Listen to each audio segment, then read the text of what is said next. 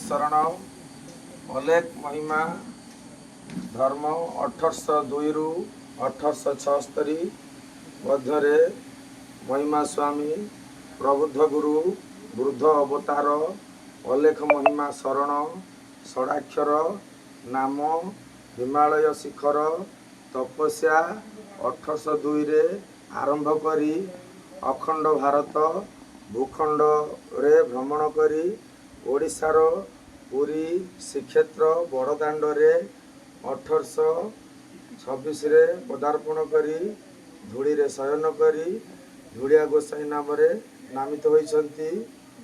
पुरी बड़दाण्ड धूड़ी रे शयन करी अर्ण भिक्षा प्रचार करी पितामाता मानकु सिद्ध ब्रह्मवाणी मुक्ति मंडप मुक्ति ब्रह्मज्ञान प्रकाश करी खंडगिरी पर्वत शिखर रे तपस्या आश्रम करी दलाई नामक भक्त नीर 12 वर्ष भिक्षा समर्पण पाई कपिलास पर्वत रे तपस्या करी देवगाँ सदानंद सबर भक्त फल भिक्षा 12 वर्ष करी ढेंकानाल जिला राजा भागीरथी भ्रमरवर भक्त क्षीर भिक्षा 12 वर्ष करी पृथ्वीदेवी क्रंदनर प्रार्थना शुणिले पृथ्वीदेवी सुरभि देवी भावे विराजमान हेले कहिले अनंत ब्रह्मांडर पूर्ण ब्रह्म अवधूत धूलिया स्वामी शरण मो स्वामी मु महिमंडलर पापभारा सही पारुनाहु आपण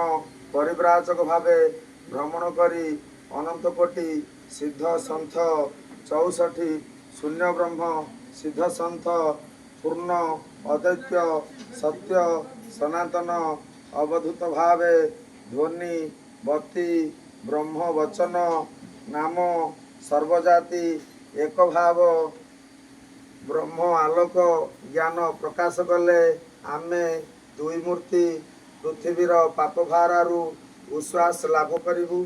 प्रभु कहिले ठीक अछि। पूर्वरु तंडुल आश्रम को नहीं रोषई करी भिक्षा करुथिले मु अर्ण भिक्षा प्रचार करुछि। सुरभि माता कहिले मु समस्त नरनारी हृदय रे बसी भिक्षा परसिबी।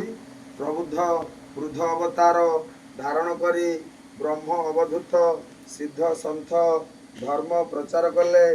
1826 मसीह प्रथमे नीलांचल नाथ जगन्नाथ गोसाई को 10 अवतार मूर्ति मुक्ति देवा पाई सिद्ध संथ ब्रह्मज्ञान मुक्ति मंत्र देले। कर्ण धइले मंत्र पढ़ी 32 नाम 16 यही दीक्षा दे भागवत गीता उपदेश देले। कहिले बौद्ध जिला बलासिंघा ग्राम रे आमर टुंगी तुमे सेठी रही महिमा उल्लेख शरण मुक्ति मंत्र नाम प्रचार करी प्रत्येक ग्राम रे एक दिन रही अन्य ग्राम को भ्रमण करिब। 2 दिन एक ग्राम रे रहिब नाही। माटी पात्र ओ पत्र रे भिक्षा करिब। अखंड ब्रह्मध्वनि बती कलश बाल्यलीला नवार्ण पणा नाम भजन श्रीफल वृताहुति तपस्या रे नरनारी दुख पापमोचन करिब। भक्त गोष्ठिया भक्त त्यागी बैरागी अपर संथ परसंथ सिद्ध ब्रह्मवाणी प्रकाशी धरणी चिंतिले खंडुची पाप किरण शयन रे जीवन यापन करिब। तुमे माने विश्वर गुरु राष्ट्र गुरु मूर्ति रूपे विराजमान कर। यह कही प्रथमे गुरु शिष्य दुई मूर्ति भ्रमण रे राति 10टा रेढ़ाखोल अंतर्गत कांकणपड़ा ग्राम रे भीम भई भक्त को दर्शन दे आशीर्वाद कले। अनंत राष्ट्रर अनंत देशर विश्वगुरु राष्ट्रगुरु पूर्ण कवित्व सिद्ध संथ धर्म दीक्षा स्वशक्ति दे प्रचार कर कहिले। 4 मूर्ति ब्राह्मण माध्यम रे एका पदके जोड़ी दिजोड़ा गीत संथ कवि भीम भई भावे सर्व उच्च न्यायालय रे ସ୍ୱର୍ଣ୍ଣ ଅକ୍ଷର ଭିନ୍ନ ଭିନ୍ନ ଭାଷାରେ ଅନନ୍ତ କାଳ ଚାରି ଯୁଗ ପର୍ଯ୍ୟନ୍ତ ରହିଲା।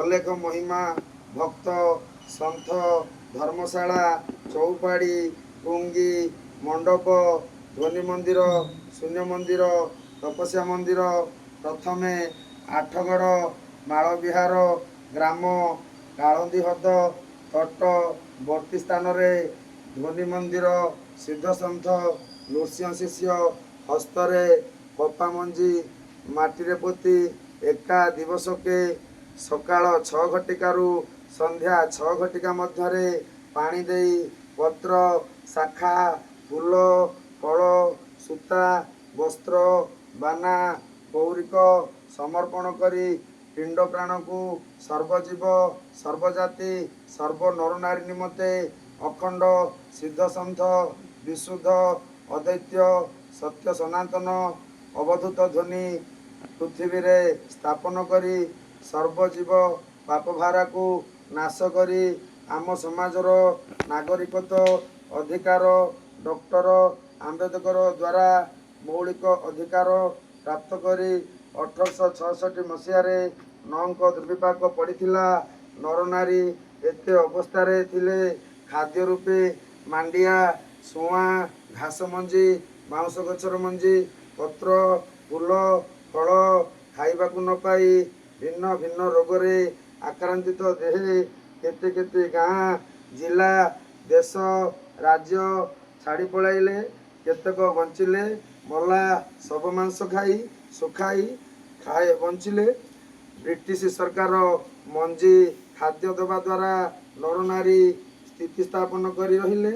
ଏପରି ଚଳଣି ଆସିଲା ପରାଧୀନ ଚଳଣିକୁ ଆଦରିବାକୁ ପଡ଼ିଲା। 1826 ହେଲାଣି ପରାଧୀନ ସରୁନି। ଆମେ କହୁଛେ 1947 ମସିହାରେ ଆମେ କୁଆଡ଼େ ସ୍ୱାଧୀନ ଅଛୁ। ଆମ ଦେଶକୁ ତ ଅନ୍ୟ ଦେଶର କଥାରେ ଚାଲିବାକୁ ପଡ଼ୁଛି। ସ୍ୱାଧୀନତା କେତେବେଳେ ହେଲୁ ନାହିଁ। କିନ୍ତୁ ଅଲେଖ ମହିମା ଧର୍ମ ପ୍ରଚାର ଦ୍ୱାରା ଅନ୍ଧଭକ୍ତି ତ୍ୟାଗ କରି ଆଲୋକ ଭକ୍ତି ଆପଣାଉଛନ୍ତି। ଆଉ ମଧ୍ୟ ଅଲେଖ ମହିମା ଧର୍ମ ବାଲ୍ୟଲୀଳା ଅନ୍ନ ଭିକ୍ଷା ଦ୍ୱାରା ଏ ପୃଥିବୀର ପାପଭାରା ଉଶ୍ୱାସ କରି ଅନ୍ନ ଭଣ୍ଡାର ସମୃଦ୍ଧି କରିଛନ୍ତି। ପ୍ରାଣିକ ଆରତ ଦୁଃଖ ଅପ୍ରମିତ ଦେଖୁ ଦେଖୁ କେବା ସହୁ। ମୋ ଜୀବନ ପଛେ ନର୍କେ ପଡ଼ିଥାଉ ଜଗତ ଉଦ୍ଧାର ହେଉ।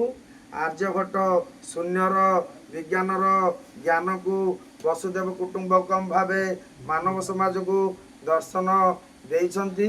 ଅଲେଖ ମହିମା ସ୍ୱାମୀ ଏ ଅନନ୍ତ ବ୍ରହ୍ମାଣ୍ଡର ପୃଥିବୀକୁ ପରିପୃଷ୍ଟ ସାମାଜିକ ମାନବିକ ବିବେକ ଚୈତନ୍ୟ ଦ୍ୱାରା ମନ ସିଦ୍ଧାନ୍ତ ଦର୍ପଣ ନାମକ ବିଶୁଦ୍ଧ ଅଦ୍ୱୈତ ବ୍ରହ୍ମଜ୍ଞାନ ପ୍ରଦାନ କରିଥିଲେ।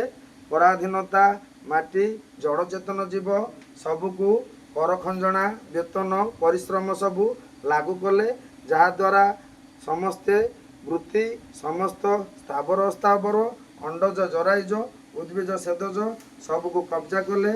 ସୁଭାଷ ବୋଷ ମଧୁସୂଦନ ରାଓ ମଧୁସୂଦନ ଦାସ ମହାତ୍ମା ଗାନ୍ଧୀ ଆଦ୍ୟ ସତ୍ୟ ବିଶୁଦ୍ଧ ଶଙ୍କରାଚାର୍ଯ୍ୟ ଅଦ୍ୱୈତ ଅବଧୂତ ପରମ ବ୍ରହ୍ମଙ୍କ ଧର୍ମ ଇତି ସର୍ବେ ଭବନ୍ତୁ ସୁଖିନ ସର୍ବେ ସନ୍ତୁ ନିରାମୟା ସର୍ବେ ଭଦ୍ରାଣୀ ପଶ୍ୟନ୍ତୁ ମା କଶ୍ଚିତ୍ ଦୁଃଖ ଭାଗ ଭବେତ୍। ପୂର୍ଣ୍ଣ ଶାନ୍ତି ପୂର୍ଣ୍ଣ ଶାନ୍ତି ପୂର୍ଣ୍ଣ ଶାନ୍ତି। ଗୁରୁ ବ୍ରହ୍ମ ମହିମା ଲେଖ ଶରଣ ବିଶ୍ୱ ବ୍ରହ୍ମାଣ୍ଡ ଶାନ୍ତି ହଉ ମହା ମହିମା ଲେଖ ଶରଣ ବ୍ରହ୍ମ ନାମ ଧାମ ଟେକର ଗୁରୁ ବ୍ରହ୍ମ ମହିମା ଲେଖ।